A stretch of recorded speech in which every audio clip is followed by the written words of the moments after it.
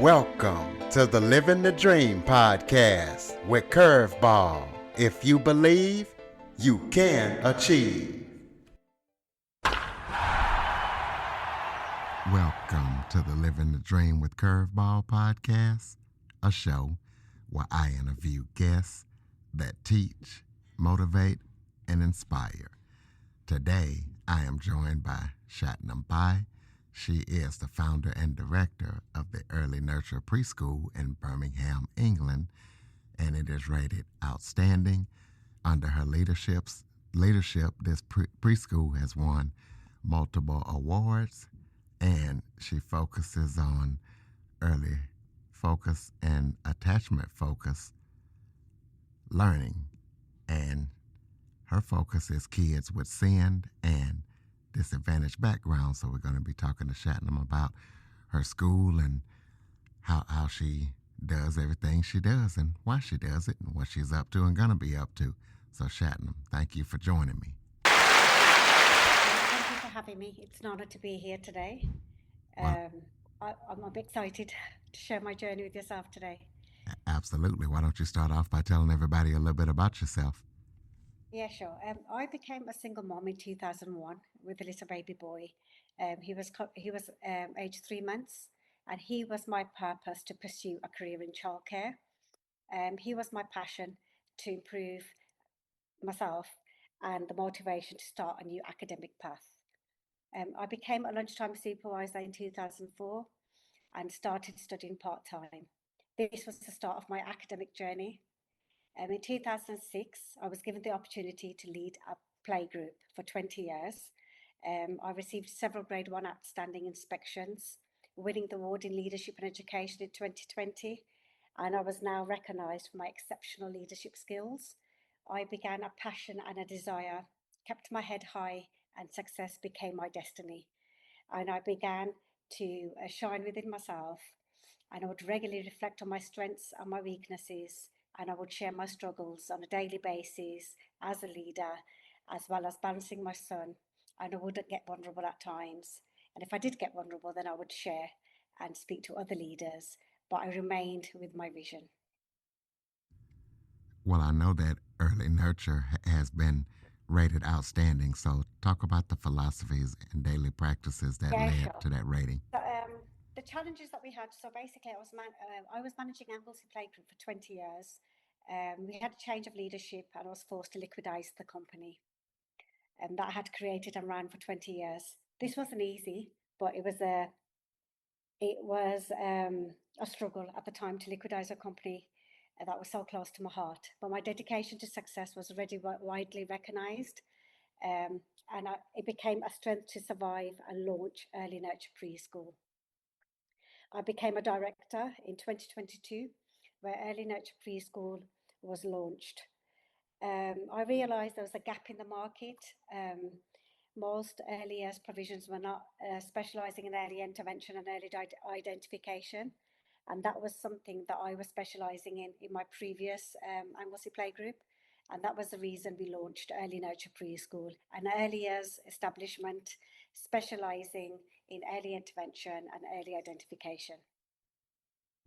It's a preschool where we take 2-year-olds that are yet identified and not identified under SEND.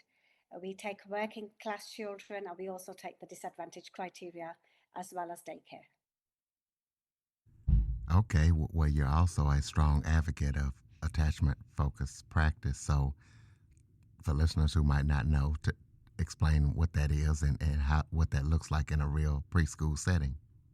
Okay, attachment is where we have very close formed relationship with our parents. We're community based. I grew up in the local community. I live a couple of miles away from where the preschool is, so I know the families quite well. A lot of the children and the families I have taught over the years. I believe in Bowlby's early attachment theory, where we form good attachments with children from earlier on. We have a key worker approach where we observe children for 2 weeks to see who they attach to the most, and that becomes their key worker. Um, and we're a very small setting where we've got 15 children in the morning and 15 in the afternoon, so we are able to give them that small group quality time. And we also have parents on board as well. And we make sure that we offer children secure stability and a safe environment where children can make progress and feel attached and safe. Well, I know that supporting kids with SEND and disadvantaged backgrounds is your central focus. So, talk about the gaps in early years education that you saw that made you want to focus on that. Throughout my journey, we've realised that there's not many special needs nurseries out there that specialise in SEND. That was one of the reasons we launched Early Nurture Preschool. We do specialise in early intervention. I am a qualified SENCO, so I work very closely with children with SEND. I identify their needs at an earlier stage. We make the relevant referrals to outside agencies. We work very closely with health visitors. We look at the 2-year-old development checks, look at the gaps, and we also look at the strengths. But we mainly focus on the gaps. So we look at the weaknesses, for example. Majority of the time, it'll be the prime areas. So it'll be the physical development, communication, language, and personal social development. That would be my focus. Um, we make the relevant referrals to outside agencies. We form SEND support plans that are reviewed every 12 weeks. And we also apply for extra funding from the inclusion team to support those children in a 1-to-4 ratio, so they get that quality interventions. They also have a differentiated curriculum that specialises in their targets, and the targets are planned in relation to the prime areas. So, for example, you've got turn taking, begin to use language using objects of reference. They have visual timetables, um, and they also have attention bucket time, and they have language focus activities to help them focus and integrate into the mainstream settings. Well, I know that early intervention is talked about a lot, but rarely understood. So, what talk about the long-term consequences if kids don't receive early emotional and developmental support? What we find is that children that have had good early intervention and earlier identification will make good progress, and they will be able to get the support that they are required. For example, some children will have a finalised education healthcare plan when they leave me, or they'll have an SSPP finalised, so there's money there for us to use to give them that extra support. Some children would get diagnosis on time. Children that require specialised provision will be able to get that specialised provision come September. Children that are not identified often are left behind. They will not get the support that's required. And also, time is a big factor. So, the diagnosis is a huge waiting list of 2 years before the NDP even pick up the referral. You've got the pediatricians that will give you an appointment every 6 months. So, I think it's very important for children with SEND to have that early identification and that early recognition with the health visitors and the professionals straight away. Well, as an inspiring leader and entrepreneur of the year, talk about how you balance running a successful organization as well as a nurturing child care center. I think because I'm very empowered in my job and I love my job with a passion. And I would like to encourage others to set clear goals. And my goals and my focus is growth within myself and not flaws.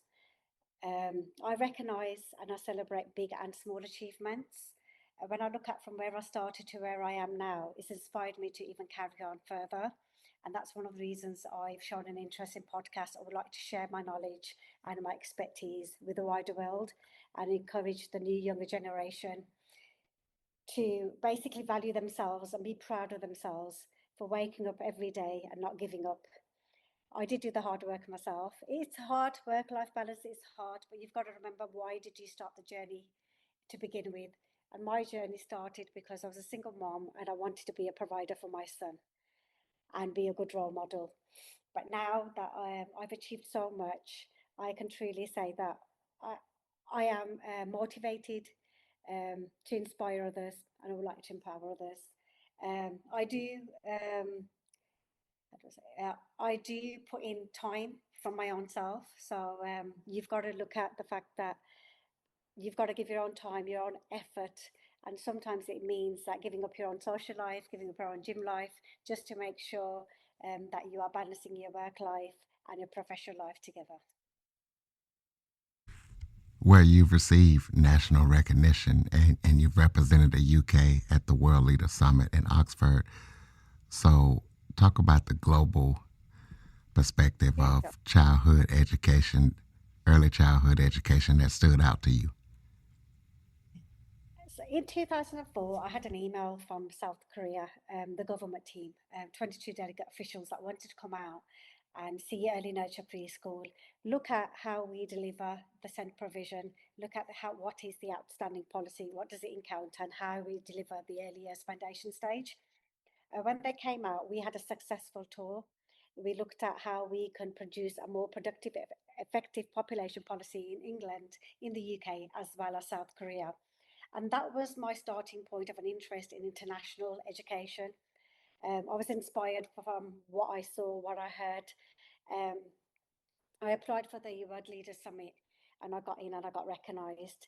I did do a speech at the World Leaders at the University of Cambridge of Oxford about my journey and how it's inspired to where I am now.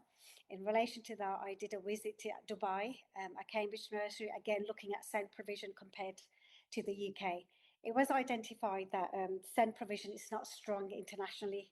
It is more stronger in the UK in the early years. We the settings and the provisions actually support parents a lot better than the international countries, some of the European countries. Parents have to pay for the SEND provision, and they have to deal with the whole SEND process on their own. Whereas in the UK, the settings ourselves, myself, will support that process.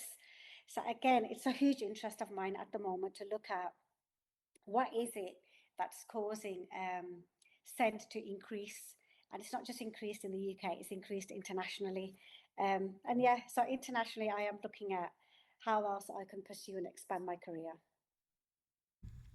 Well, talk about what role do parents and caregivers play in attachment focused early education, and what can preschools do to better partner with families? I'm quite lucky because I grew with a lot of the parents and I'm from the local community. So a lot of the parents, we have an open relationship with the parents where we feel that the parents know the child best. So we have good review meetings with the parents on a regular basis. We see parents as the first educators and the main educators. We value parents' feedback. We have a thorough process where we will identify the gaps and speak to parents about the importance. We also encourage parents to go on the Centre Local Offer website to look at what we are following and what is the process for SEND. Um, and again, it's about working with the parents and forming those trustworthy relationships. And it's very important and very vital to have parents on board. And at Early Nurture Preschool, we value the parents as much as we value the children and we value our community. Many early education professionals feel overwhelmed by policy, paperwork, and pressure. So, what advice would you give the early education leaders who want to lead with calm and purpose and confidence? I think you are correct. There is a huge workload. There is a lot of paperwork required. It's about being organized and setting yourself time schedules. So, for example, with myself, I will every 12 weeks, I know the same paperwork will be coming up for review.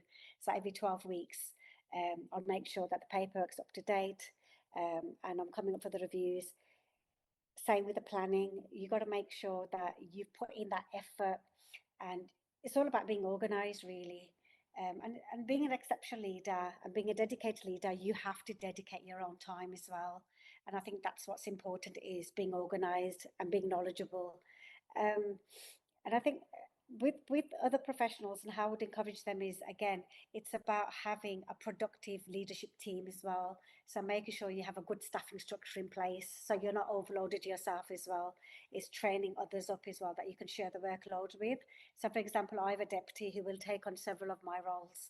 Um, so I'm not overwhelmed with the paperwork.